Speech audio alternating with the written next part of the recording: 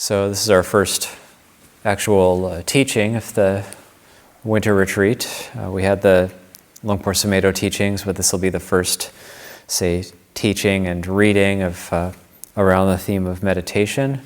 Of course, when we talk about meditation, we can talk about any aspect of practice, and it can be helpful for meditation. But in talking with Lungpo and Ajahn Punnadhammo, thinking about, framing the retreat a little bit about around the 4 guardian meditations, also known as the 4 protective meditations. That's Buddha Nusati, or recollection of the Buddha, and Metta Kammatthana, the practice of spreading goodwill, metta, the Asubha Kammatthana, or the contemplation of the unattractive nature of the body, and then Marananusati, which is the death recollection, the death contemplation. Those 4 guardian meditations. And I was doing a little bit of research today and trying to figure out which sutta those come from, and as usually happens when I do this kind of research, it is revealed that they don't actually come from any one sutta, but it's a compilation. And probably those 4, they're talked about as the 4 guardian meditations in the Visuddhimagga. And they do come up in different places, of course, in the suttas. We're familiar with all of these. There are some suttas where actually there are 4 different recollections that are brought up, but it's not those 4, but they're related to those 4. So I'll be reading one of those, one of my favorites, and I think Ajahn Punnadhammo's as well, the Meghiya Sutta, the Anguttara Book of the Nines, and also be reading a little essay by Ajahn Punnadhammo. He talks about these 4 guardian meditations in a way that's just very practical and applicable. But even before getting to that, just wanted to talk about winter retreat a little bit, and just setting the motivation for the winter retreat, because it is a long retreat. It's 3 months. It's a quarter of a year. And so there's a lot of things that can happen in 3 months. There will be ups and downs, and both for the monastic community and for the retreat crew. And so as we start to settle into retreat, we have these signs up that say noble silence. And so some talking is allowed, but we try to refrain from chatting, from worldly chatter, and try to keep it within the realm of Dhamma or of practice. And this is our more focused time of Dhamma study, Dhamma practice. It's a very special time at Abhayagiri, and it's been a tradition since the beginning of Abhayagiri to have these winter retreats. And so very much this sense of setting sail on a journey, and we're all on this journey together, and we will see where it takes us. Part of the winter retreat too is that just getting back to the fundamentals of practice. And so I know a number of us monks have loaded up the old MP3 players with lots of Dhamma talks to listen to at our kutis. The monastic community will be experimenting with 2-week solitary retreats during the winter retreat. We've never done that before.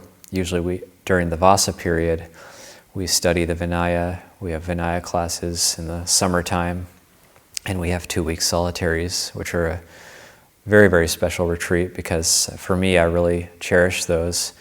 But then it's only 2 weeks, and you get it once a year, so why not get it twice a year? So try it out during the winter retreat as well. And those solitary retreats, it's very, very valuable, because we learn to be with ourselves. What do we do? How do we react when there's nothing to do? There's no distractions, and we're just with ourselves. How does that work? Or what kind of distractions do we look at, and not to judge ourselves or be hard on ourselves for seeking distractions, but just knowing what is the mind seeking, what kind of distractions is the mind seeking out, what is the mind leaping out at, what is the mind looking forward to. And so from the outset, setting that motivation, that trying to get the mind to leap out toward nibbana, trying to get the mind to leap out toward peace, you can even get a little bit excited about that. That can be related to the quality of piti, or what we translate as rapture. But piti can be that sense of, you feel like a burning sensation in the heart, and like in the heart center, and actually getting very inspired to practice, and getting inspired to be on one's own and actually be doing the practice of being a solitary practitioner. So even for the retreat crew, you'll have a lot of time to be on your own during the retreat, to get into a routine, and then you'll find there will be a time when there's actually not that much to do, and so you also get quite a bit of time to be on retreat. And for us, we always have this, I found it's inevitable, the beginning of any winter retreat. One is everything starts breaking. That seems to happen every year. Everything starts breaking right at the beginning of winter retreat, so then suddenly we have to run around fixing things, fixing water lines. Water lines start breaking, hot water heaters start breaking, gas lines start breaking, heaters start leaking. It seems to happen at the beginning of winter retreat, and that can be an obstacle, but then we always end up dealing with it. There always seems to be this kind of wall, or a sort of gate, before getting into these really wholesome practices that we do, like embarking on our winter retreat, or like somebody testing positive for COVID, and it's like that's right at the beginning of the retreat. So I had this plan to do full group practice and really get into these full day of group practice and really hit it hard with the meditation, but then having to just change and adjust, and perhaps it's actually been for the best to actually ease into it more. But we can see that as an obstacle as well. Then for the retreat crew, having to wear masks when you didn't have to wear masks before, having to wear masks with each other in the kitchen because there might have been some sort of exposure, and that can be an obstacle as well. So I think of this, I like to think of this as entering the mandala, where you're going to do some sort of wholesome practice, and there's barriers, there's obstacles to it, but then as we persevere, and then we get through those barriers, we get through those obstacles, and then we get into a certain space, into a certain mode. And it's imperceptible when we get into retreat mode, but it becomes perceptible. We can perceive it more clearly at the end of the retreat, when we then try to transition out of retreat, and then we'll see we are in a retreat mode. But it happens slowly, where the mind starts to settle, the body and mind starts to settle, and then we're in retreat mode, and we'll be focusing more on like silence, and focusing more intently on just trying to keep our mind with the Dhamma practice. And then we get into a certain retreat mode, a certain rhythm, and then it can be a bit of a jolt coming out of it at the end, and then we see, oh yeah, it's it. Then we have to transition out of the retreat mode, enter a different mandala after that.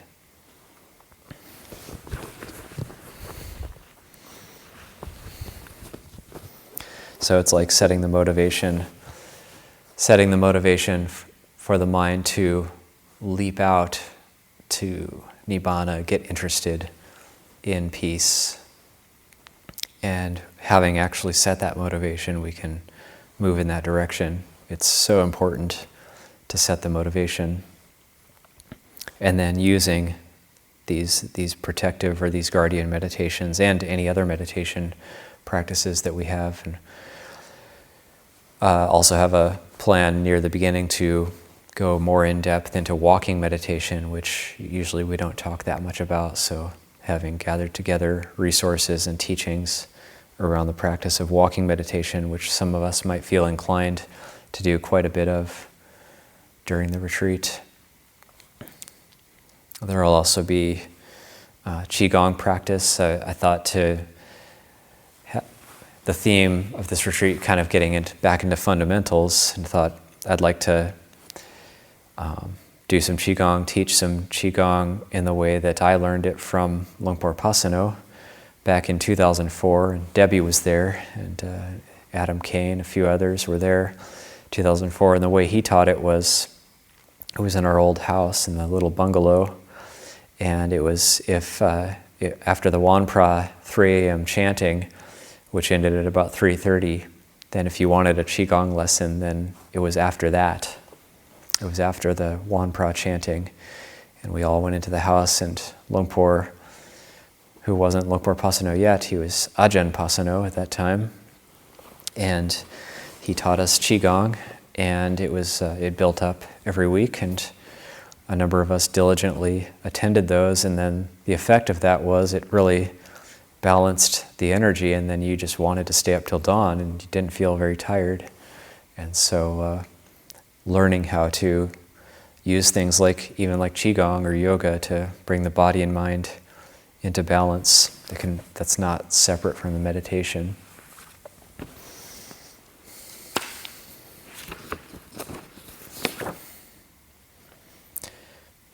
Also, with these teaching sessions that we have, and we'll be trading off with Lungpo Ajahn Punnadhammo and myself, and maybe a few others later on, giving some readings and reflections.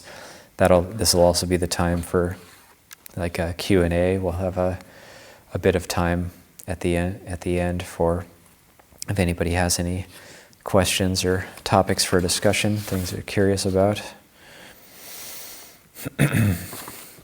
So I'll start this, for the first reading, I'll just read this little bit on the 4 protective meditations by Ajahn Punnadhammo of Arrow River, Canada. As anyone who has done a retreat knows, the mind is a difficult beast to tame. During the course of a session, it is inevitable that various difficulties will arise. These can take many forms. Boredom, pain, desire, and restlessness are among the most familiar. If the yogin doesn't have skillful means for dealing with these states, they can lead to such discontent as to force an early end to the session. Leaving a retreat early because of such mind states is to be defeated by the defilement. Is to be defeated by the defilements.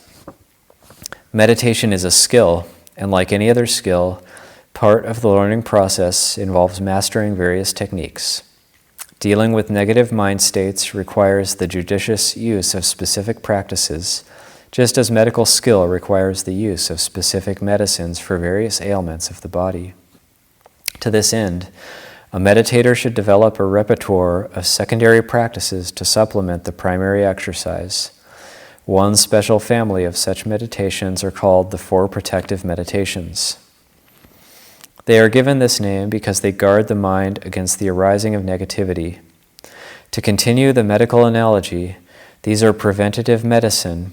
In this regard, the recommendation is to do some of each exercise on the first day of a retreat, or before beginning a period of insight work. They plant seeds in the mind that will help later on. A brief word about each. Loving kindness, metta. The sign of this meditation is an emotional state, an open-hearted acceptance of feeling of goodwill toward all sentient beings. The traditional formula is the wish that all beings be well and happy. It can be developed in a variety of ways, but the method most suitable in the context of protective meditation is the method of general pervasion. This refers to the spreading of loving kindness out into the universe in increasing circles, beginning with love extended toward yourself, then out toward all beings in the room, in the locality, the province, the country, etc., through to all beings on the planet Earth and then out into the greater universe. The initial stage of extending loving kindness toward yourself is absolutely crucial. Many people these days have negative self-images and find it difficult to really love themselves, so it may take work to raise the feeling. Don't be concerned that this may be selfish. It isn't.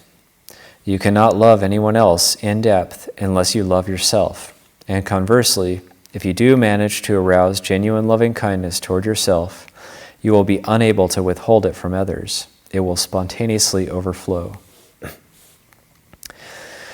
Remember from the outset that the wish is, may this being or all beings be well and happy. It has nothing to do with approval or liking. This is important because to be effective loving kindness, it must be universal. The meditator must learn to love all beings without discrimination between the near and far, the liked and disliked, the good and evil, or any other pair of dualities. The liberating effect comes from the boundlessness of the meditation. Contemplation of the Buddha, Buddha Nusati. The second protective meditation is the contemplation of the Buddha. This is both a devotional and an inspirational practice. The meditator should make themselves familiar with the attributes of the Buddha and contemplate them. This can be combined with a puja. Some preliminary research to gain knowledge of the Buddha's attributes is essential. The traditional method is to work through the list given in the Mirror of the Dhamma. That is the chant beginning Iti Piso. For a full description of the attributes, here's a bare-bone translation. 1. Arahang, perfected one, Arahant. 2. Samma Sambuddho, perfectly enlightened by his own effort. 3. Vijja Charana Sampanno, perfect in knowledge and conduct. 4. Sugato, the fortunate one. 5. Lokavidu, knower of the worlds. 6. Anuttaro Purisadhamma Sarati, unsurpassed trainer of the untrained. 7. Satta Deva Manusanang, the teacher of gods and humans. 8. Buddho, awake. 9. Bhagawa, the Blessed One. The meditator goes through the list, using creative imagination to visualize what a Buddha would be like. This could be combined with a visualization of the Buddha. The idea is to imagine what it would mean for someone to be completely purified and awake. The practice is best done in front of a shrine, using a Buddha image as a point of reference. Meditation on foulness, Asubha Kammatthana. The third contemplation is one that is not as widely practiced as it ought to be. This is the meditation on the body, focusing on the unlovely aspect. The traditional method is to visualize the corruption of a dead body. In the East, real corpses are still occasionally used for this purpose. The monk will sit by the corpse in the open air, preferably at night. If a corpse in its natural state has been seen and contemplated, it can be stored in the mind as a memory image for later use. Photographs can also be used, and often are. You do, however, lose the effect of the smell. It is also possible to simply use one's imagination. One method is to visualize a corpse decaying through stages. The suttas list the following. 1. A corpse cast away in a charnel ground, 1 day, 2 days, 3 days dead, bloated, livid, and festering. 2. A corpse picked at by crows, vultures, and hawks, by dogs, hyenas, and various other creatures. 3. A skeleton smeared with flesh and blood, connected with tendons. 4. A fleshless skeleton smeared with blood, connected with tendons. 5. A skeleton without flesh or blood, connected with tendons. 6. Bones detached from their tendons, scattered in all directions, here a hand bone, there a foot bone, here a shin bone, there a thigh bone, here a hip bone, there a backbone, here a rib, there a chest bone, here a shoulder bone, there a neck bone, here a jaw bone, there a tooth, here a skull. 7, the bones whitened, somewhat like the color of shells. 8, the bones piled up, more than a year old. 9, the bones decomposed into a powder. If we find any bones, deer bones on the land, you can use those as a visual and a smell contemplation as well. One very effective variation is to start with the image of your own body freshly dead and to go through these stages, continuing the decomposition until poof, nothing at all is left. This is to go from a shocking, almost violent image through increasing peacefulness to emptiness. And the 4th is meditation on death, Marananusati. This is not the same as above. This is a contemplation on impermanence. The meditator is trying to face the stark reality that he or she will die. One method is to think of beings known to one who have already died and to raise the thought, just as this one died and is no more, so I too will not escape that fate. If this method is used, the yogin should be very careful not to dwell on the death of loved ones, which will lead to sorrow or regret. Instead, neutral beings should be used. Think of people you once knew who are now gone and realize this is a universal fate. These meditations protect the mind of the meditator in a very profound way. If these 4 contemplations, too joyful and too sobering, are taken into the depth, then many painful negativities can be avoided. The meditation on loving kindness opens the mind to a joyous acceptance and prevents the arising of the painful states based on ill will, such as anger, self-criticism, etc. The meditation on the qualities of the Buddha fills the mind with light and bliss and overcomes a host of negativities. The meditation on foulness allows a perception of the seed of corruption inherent in all flesh and thereby helps to prevent discontent arising through sensual desire.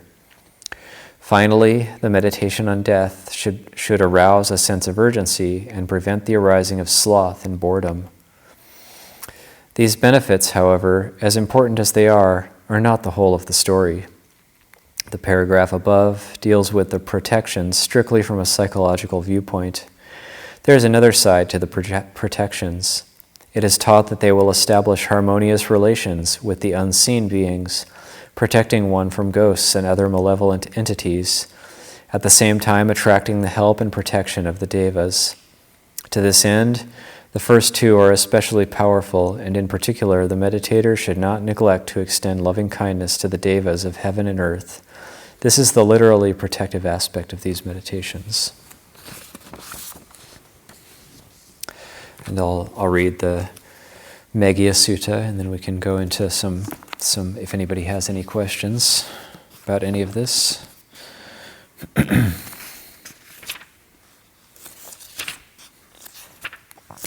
I think the Meghiya Sutta, it's also kind of good to read at the beginning of the winter retreat because I know for myself, like I'll end up having like really wanting to really get down to the practice during the winter retreat and then sometimes not acknowledging some things that might be going on that need to be addressed and that we have to actually know ourselves really well in order to take on the right types of practices and maybe know when it's good to be around more in the group and using, say like this hall will always be open for meditation, and when it's the right time to get away and be completely alone in the forest and when that might actually be beneficial.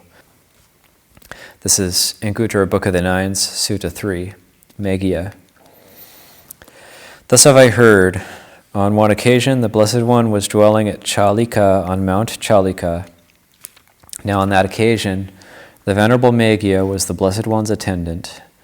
Then the Venerable Meghiya approached the Blessed One, paid homage to him, stood to one side, and said to him, Bhante, I would like to enter Jantugama for alms. You may do so, Meghiya, at your own convenience."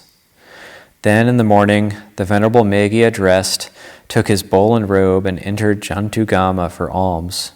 When he had walked for alms in Jantugama after his meal, on returning from his alms round, he went to the bank of the Kimikala River.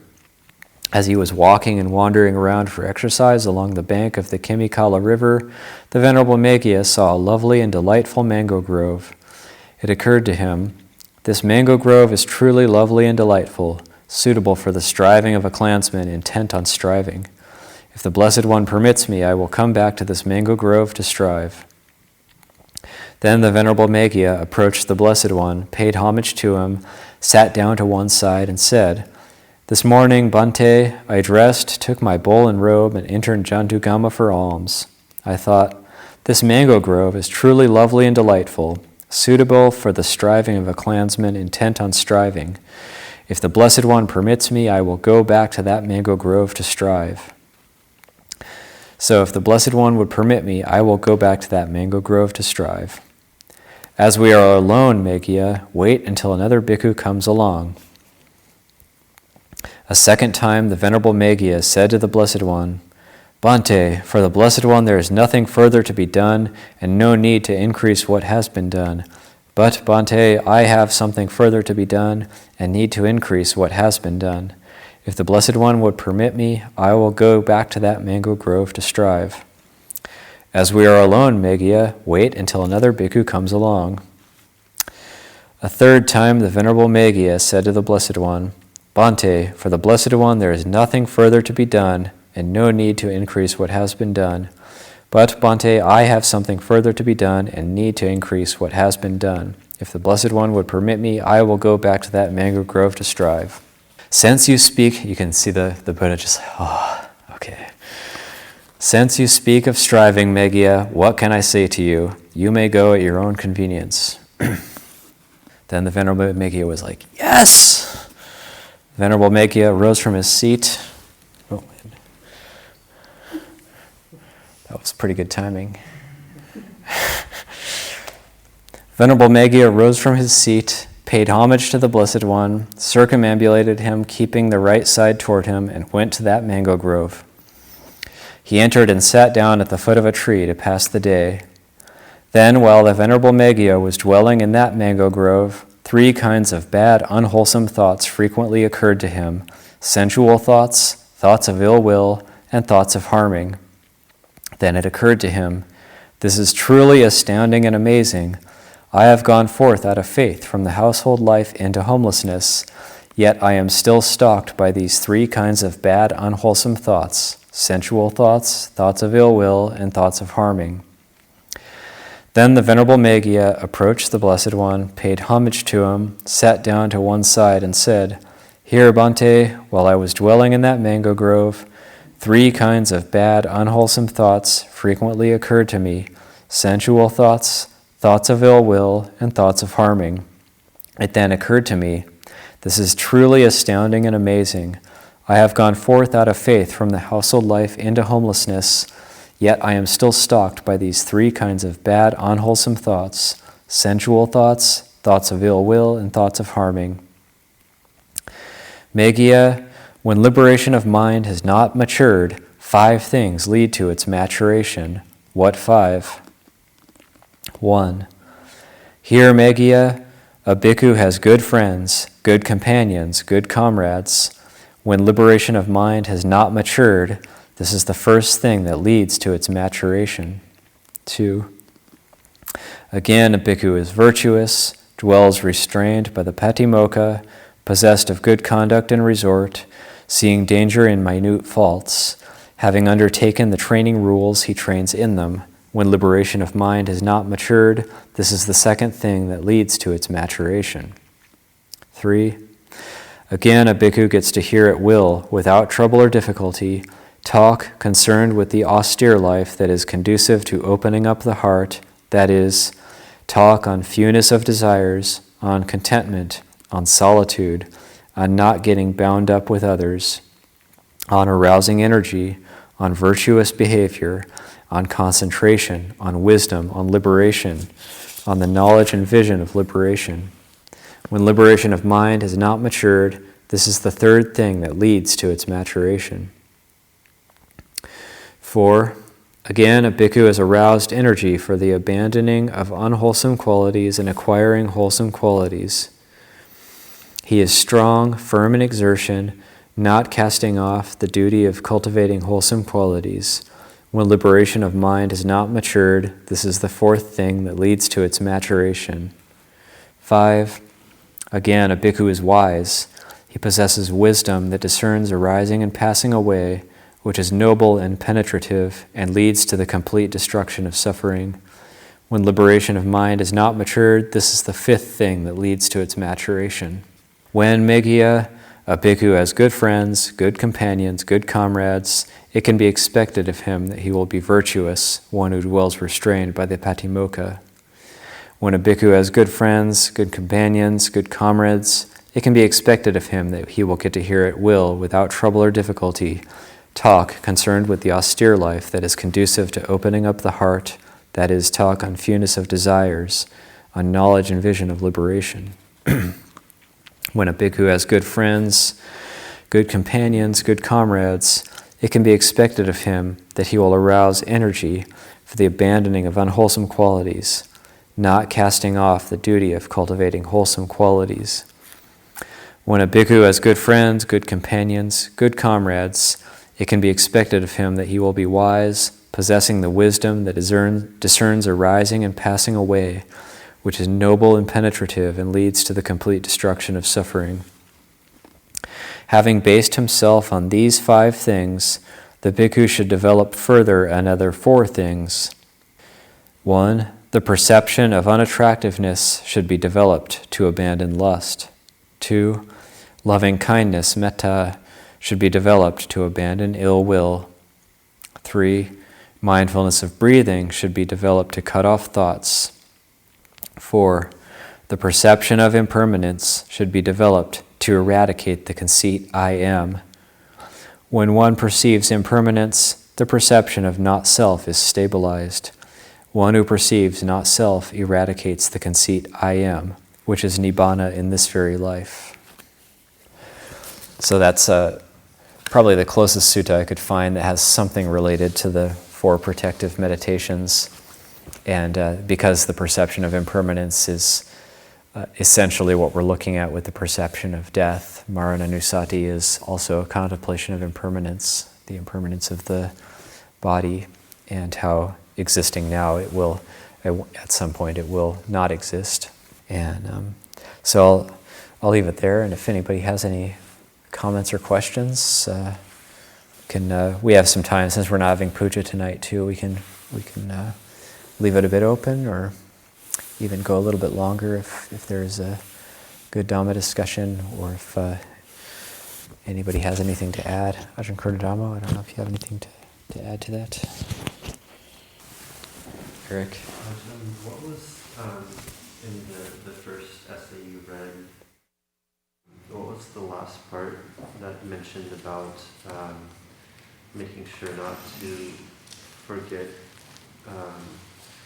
spreading metta to the earth, devas and devas in the heavens as a form of protection? Could you elaborate on that a little bit?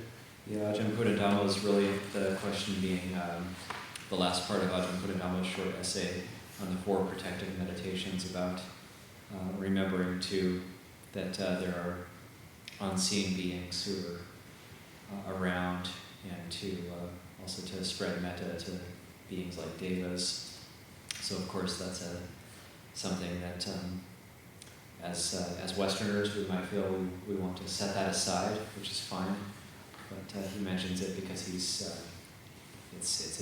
an integral part of the suttas and the teachings, and he says these benefits, however, as important as they are not the whole of the story. So he's talked about mostly in the essay the psychological benefits of cultivating these protective meditations, or the benefits to yourself, but then also that there's an external benefit in terms of other unseen beings that are sensitive to these things that can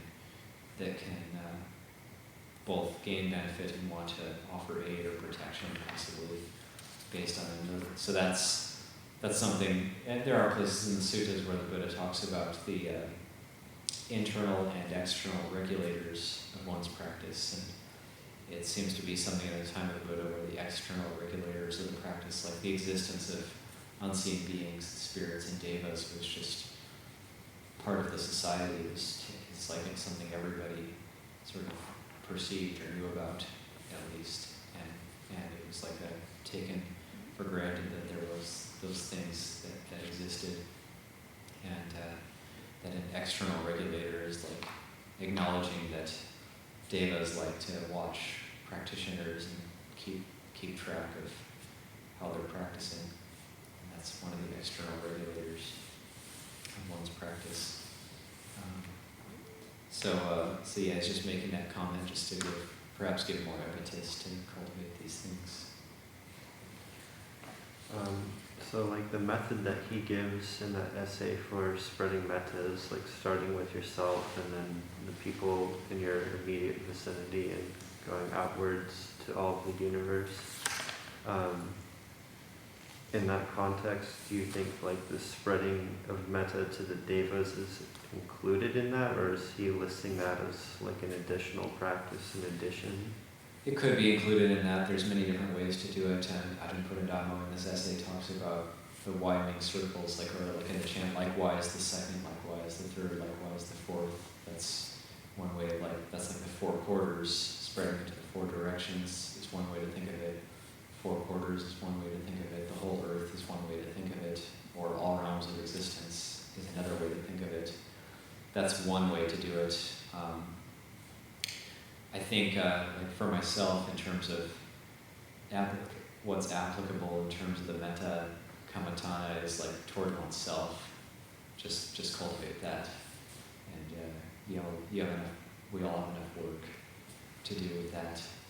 So to not even think about spreading metta to the whole universe just yet, and because he makes that comment about if you truly develop the goodwill for yourself, it's going to overflow, and it's a natural effect that it's going to spread out and go out. But then once that natural effect happens, then you can capitalize in it or make more of it and consciously spread it more using your imagination.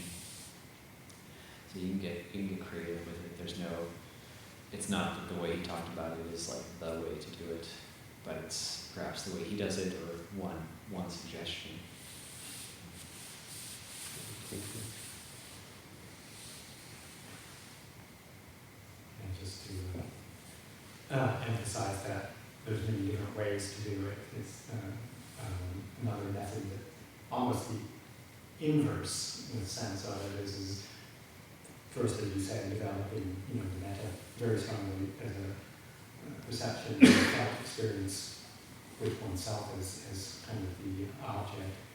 And then instead of sending it out, kind of expanding your sphere of awareness and inviting others into that sphere to share that kind of space.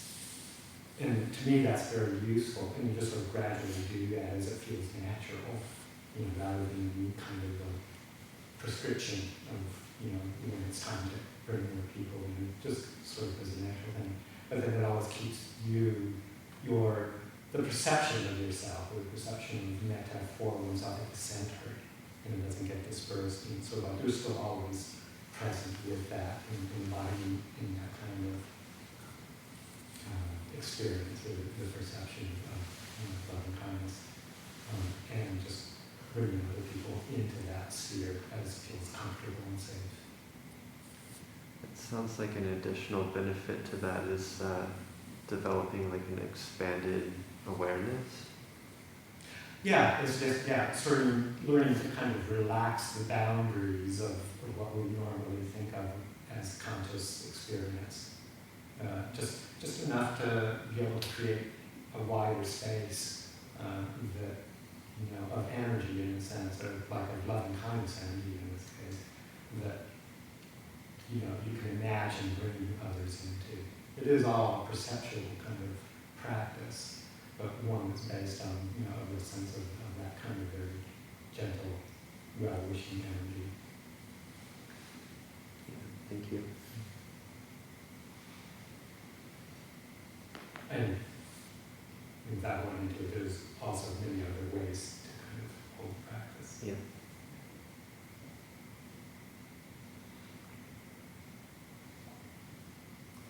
What is a skillful way to start incorporating these 4 protective meditations? Would it be, in one day, I might just kind of sit and go through the list, or is it one day or 1 year I'm gonna dedicate, on this practice, or what would be a good way, or a skillful way? I know Ajahn Punnadhammo in that essay, he talks about doing them like you can do them in one meditation session, or you can do them in one day.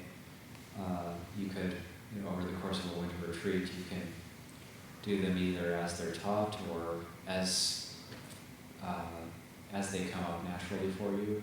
I know that's one way Ajahn Buddhist would teach Anapanasati, was that you don't necessarily have to do the steps in order, but that, say, the contemplation of impermanence is coming naturally for you. You can then focus on that step of Anapanasati. And so you're walking on the trail and you see a deer that died a week ago, and then you can do the charnel ground contemplation, for example, that can come up for you. And it's not necessarily while on the meditation cushion or while doing formal sitting and walking meditation, but it's actually trying to keep those perceptions, because all these meditations are for shifting our perception away from ignorance and toward wisdom. And so we're trying to actually retrain our perceptions to have these perceptions in place all the time, because they're more in line with Dhamma, they're in line with truth, but because there's ignorance and delusion, we'll still say the perception of impermanence might not be so clear, or the perception of death or unattractive nature of the body or whatever might not be so clear, or the perception of goodwill might not be clear. We might still perceive,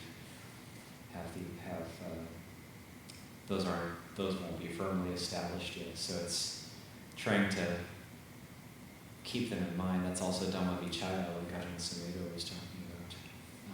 This Dhamma Vichaya is actually thinking it over, considering it, and any time a perception comes up which is not in line with those 4 ways of seeing things, those 4 protective meditations, then saying, oh, well, maybe I can focus on that one and like retrain that perception. But that's kind of how I try to do it. Like I've used, but then you can also cultivate one if you really connect with one. So like Buddha Nusati, if you end up doing the Buddho practice and get really inspired by thinking of the Buddha's austere practices, for example, or like what the Buddha actually did out of compassion for us, then and like the lengths he went to practice and try to discover the Dhamma, that might bring up a lot of inspiration. So then you want to cultivate that more, focus more on that. So that's really, like, you might connect with one more than the others, and then really try to go, like, dive into it and make a lot of it. That's one way to do it.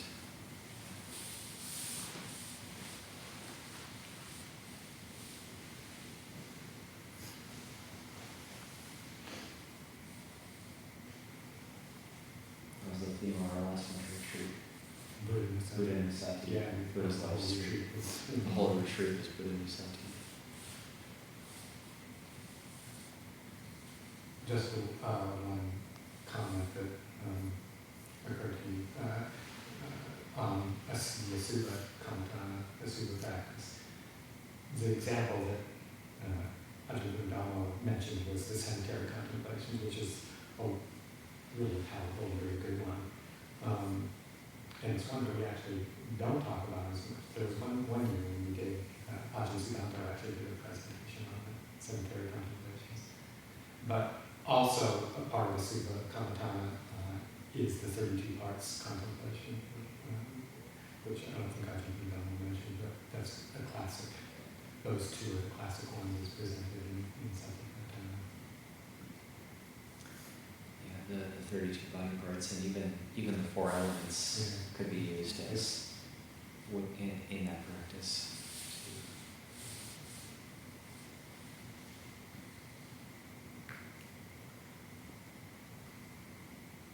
And also he mentions it, the charnel ground contemplations, as an entry into emptiness, which is the way I've held it as well, like doing the visualization of a disgusting rotting corpse, but then eventually becoming powdered bones that are, it's just emptiness, eventually dissolving away to nothing, earth element.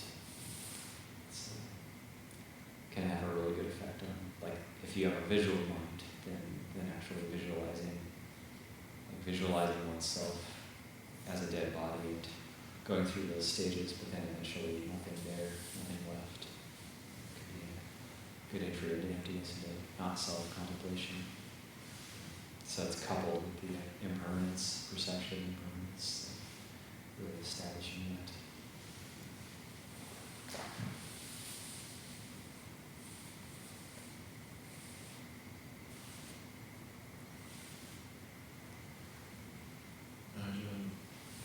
I noticed that you use the word goodwill to translate metta. Is there a reason that you prefer that term? Yeah, it's so the question being goodwill for metta, that's the Ajahn Jeff translation.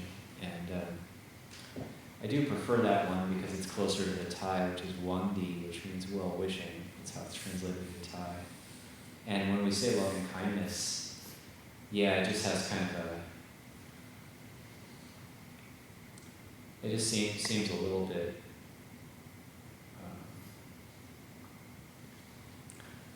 toward like the New Age idea of like absorbing into universal love, or like it just seems a little bit Too sweet.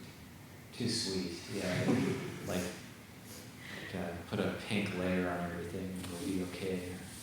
Or like loving kindness, the word loving kindness seems to have more of an implication of like, I have to like everybody. And even though he said that clearly, like loving kindness doesn't mean you like everybody, but like the word loving kindness for me brings up like, I have to love everybody, I have to like everybody. Whereas goodwill is like, well, whether or not I like somebody, or whether or not, based on who I am, I feel like an affinity with somebody, I can still be nice to them, I can still have goodwill, I can still wish them well.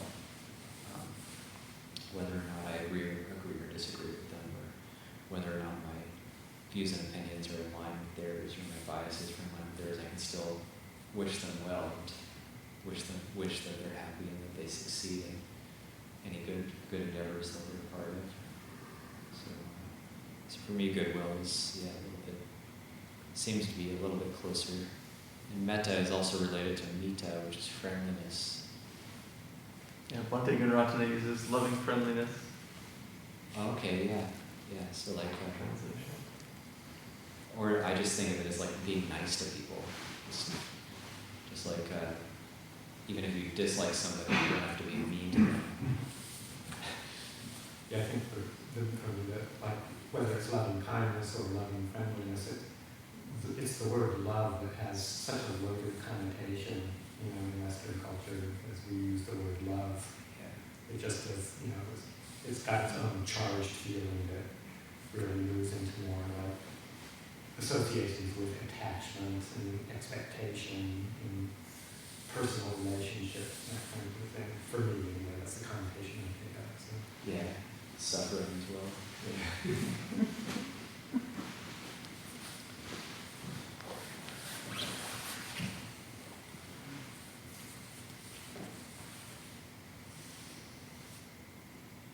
But that goodwill for oneself too, like I can't emphasize that enough. That's just really, really important, because, and coupling that with panya, with wisdom also, because trying to see, like, do we really have goodwill for ourselves, or are we reciting phrases, may I be well, may I be happy, but then internally, like, you're stupid, you're bad, you didn't do it right, you messed up. And then still those feelings of self-criticism and self-judgment. So that would be like seeing where we don't have goodwill for ourselves and trying to address them. And then really, that's when we can really start to have a genuine sense of goodwill for ourselves. In a way, it's also worth acknowledging too that we actually already have at least some goodwill for ourselves. The fact that we're even sitting here right now, it shows that we have some goodwill for ourselves. We want something good for ourselves. We're giving a gift to ourselves by doing this winter retreat. Then there will be parts of us, be like whatever regrets or mistakes we may have made. We can be quite harsh with ourselves, and so trying to develop that sense of friendliness toward ourselves can be quite difficult because we're not actually brought up like that. Usually it's like trying to find what's negative in ourselves and crush it or destroy it or like get rid of it somehow. So just to develop goodwill for ourselves can be quite difficult.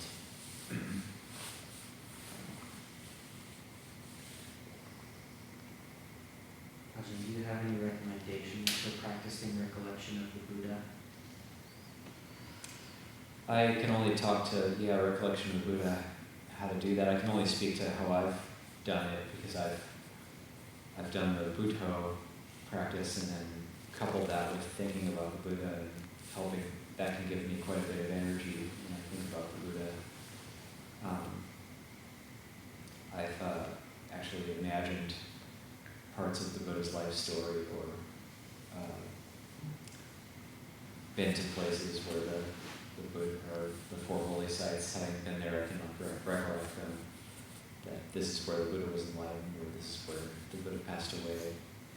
And, or when I read a sutta, I try to imagine like the Buddha, like what the scene would have been like with the Buddha teaching people, and that can help that gives me quite a bit of energy to just think about the Buddha. I've also gotten quite a bit of energy from thinking about the Buddha, the ways he experimented with the practice and how intent he was on the practice and how difficult that is for us ordinary people to actually do, and this sense of kind of wonder and amazement, which can give like inspiration and energy to keep going in the practice as well.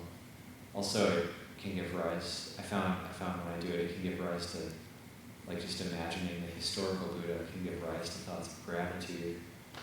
Also for what we have, and then that can be quite helpful in terms of like overcoming my own negativity or developing a more wholesome mind. But then when I come back to Buddho just as a meditation object, it also becomes like the knowing, like a recollection of just, one, it can just be Buddho in terms of samatha practice, just focusing on the syllables to try to keep the mind anchored in the present moment. But then it can also be like the knowing, like a Buddho means the knower, so it can be it's like reminding myself just to be present and aware of things that are arising and passing away in the present. So it's this two ways I've used it.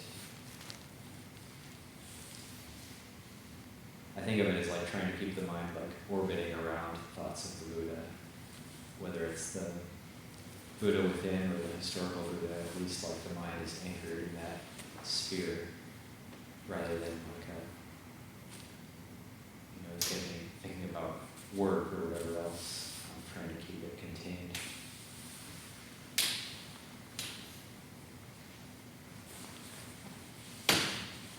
Ajahn, on the topic of metta, I was thinking that there's kind of this idea, I don't know how it relates to the Dhamma, if it's Dhammic, but it's kind of in maybe popular culture, psychology, maybe that it's kind of floating around, I guess, that like, I guess if you had to express it as something like love yourself just the way that you are, love and accept yourself how you are.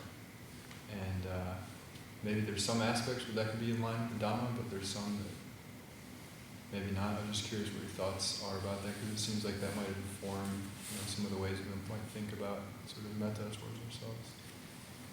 Yeah, that's a very good question. It's kind of like love yourself the way you are. Yeah, it's kind of like the Suzuki Roshi teaching that Ajahn Ñāṇiko used to like to quote all the time. You're perfect. You're completely perfect as you are, and there's always room for improvement. But they, in a way, you have to accept and fully acknowledge in a very honest way where you're at. But then also it's also metta for yourself. It's also goodwill for yourself to then develop the wholesome qualities, to see where, what unwholesome qualities need to be abandoned and what wholesome qualities need to be developed. And then it compounds upon itself, because metta itself, that goodwill for yourself and that acceptance of yourself, is a wholesome quality also in and of itself. And so when you're developing that, then that's already like moving in the right direction.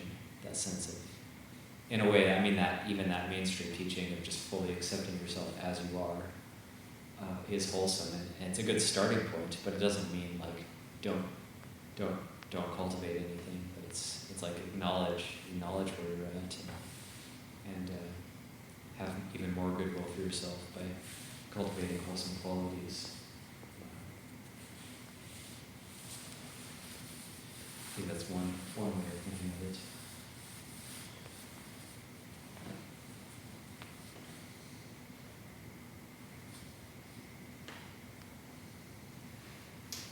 Ajahn, a reflection that I'm having after hearing the Meghiya Sutta is just thinking about how beneficial it is having a community like Abhayagiri for practice, of when you have good companions, then you'll have good virtue, and you'll have discussions on Dhamma, and you'll arouse effort, and you'll develop perception of impermanence. And I see for myself how having that kind of community, it's like it seems to kind of even out those like down periods where, like, if you're just by yourself, when you run out of energy and motivation, it's really hard to keep the mind focused on the practice and to put forth effort and to maintain purity of virtue. But when you've got other people around who are on the path and keeping precepts and having opportunities like this right now to discuss Dhamma together and put forth effort in the practice together, it really seems to kind of make up for your personal deficiencies in those moments when you're in like a low period. You rely on the community to bring you back into balance. Yeah, that Meghiya Sutta is really interesting, and definitely one of my favorites, because he talks about, it's like Meghiya goes off on his own, which is the ideal of the bhikkhu, the yogi practicing on their own. He's inspired to go off and practice on his own, and then when he's not ready to do that yet, his mind isn't matured for liberation. So when the Buddha talks about 5 things which, when the mind isn't mature for liberation, will ripen it for liberation. And all of those 5 things begin with Sangha. It's Sangha, Sangha, Sangha, Sangha, Sangha. And then it's Sangha and this, Sangha and that, Sangha and that. And so it's like it's really pointing at the refuge in Sangha. How if one isn't, and it's very rare that somebody can go off on their own for a long time. I have seen maybe 1 or 2 cases where people can do that successfully. Even then it's questionable, but where you can really go off on your own for a long time and have it be fruitful in terms of really Ajahn Mun style of ripening liberation. But more often than not, it seems like Sangha is, so if one isn't ready for that, or the mind isn't right for that, then to dwell within the Sangha, or at least to dwell within the Sangha and then test yourself from time to time, but always be able to come back to Sangha if it isn't working, if the complete solitude practice isn't working. But yeah, more often than not, bhikkhus, even senior bhikkhus who try long-term solitude, it ends up, as you said, eventually some negativity occurs, there's some sort of sinking, and there's not that mirror of community to point it out, and you end up sinking, going further and further into it, and things can go pretty bad if you're not careful. Yeah, for myself, I've been reflecting on just how oftentimes I find myself thinking that, all I need to do to get my mental state into a good place is to do like 2 or 3 hours of back-to-back meditation, but it's just, the hardest thing is just being disciplined enough to stop being distracted by things to actually do that. And so it's really great to have like a retreat period like this and community practice where it's like there's very clear standards of when you should be practicing and everyone else around you is, and you can't make excuses or find things to distract yourself. Yeah, and then that brings up a good point too in terms of if I could just meditate for this amount of time or whatever, then things would be better. But anytime our mind, this is a good thing to think about during winter retreat as well, or any retreat, is that anytime our mind says okay, next puja, next meditation, I'm really going to do it, I'm really going to get down to it. When the mind does that, then it's no, well, right now, as I'm thinking of that, I can be mindful of that particular thought happening, because if I follow that thought, then the same type of thing is going to be happening when I do get to that meditation. Okay, well, it's evening puja, it's not working out, but in the morning meditation, I'm really going to do it. But if you develop that habit of coming back into the present, you can even stop and do these Ajahn Ñāṇiko style 5-second meditations. Stop and breathe naturally, count to 5, and then you bring yourself back into the present. You do get into that state of present moment awareness, that sati sampajanya, all the time throughout the day, whether you're walking up to your kuti or you're walking down from puja or you're going toward your meditation path. And then when the formal meditation posture happens, then it can actually do what you want it to do. Or even if you're having a super intense meditation, take a break from it and just watch your breath for 5. Yeah, just stop meditating. Just stop meditating. I've even heard teachers say this, stop meditating. Just stop doing that. Stop meditating.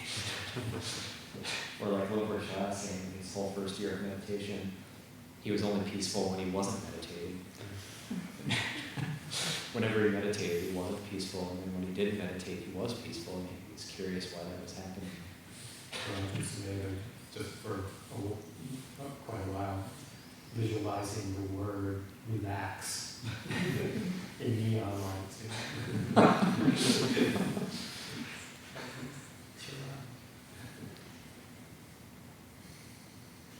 So then Wilbur Shah had that insight of, well, I need to not meditate while I'm meditating. That's how to meditate. It's just a posture. It's just sitting. It's just standing. It's just walking. It's just a change of postures. It's not like, okay, now I'm going to meditate and make your back as rigid as possible. Or there's the really extreme.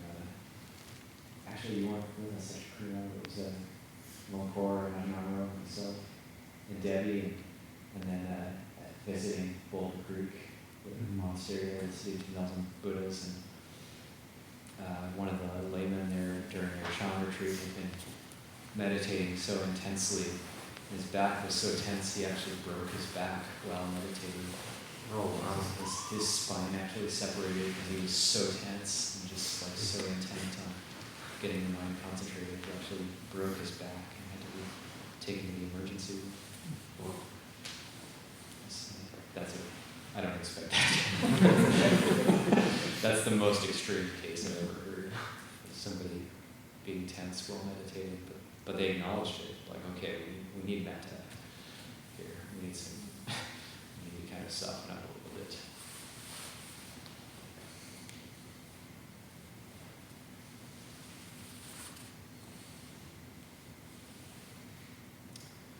Okay, that's about 7:10, so probably good this evening. This evening. This evening. This evening.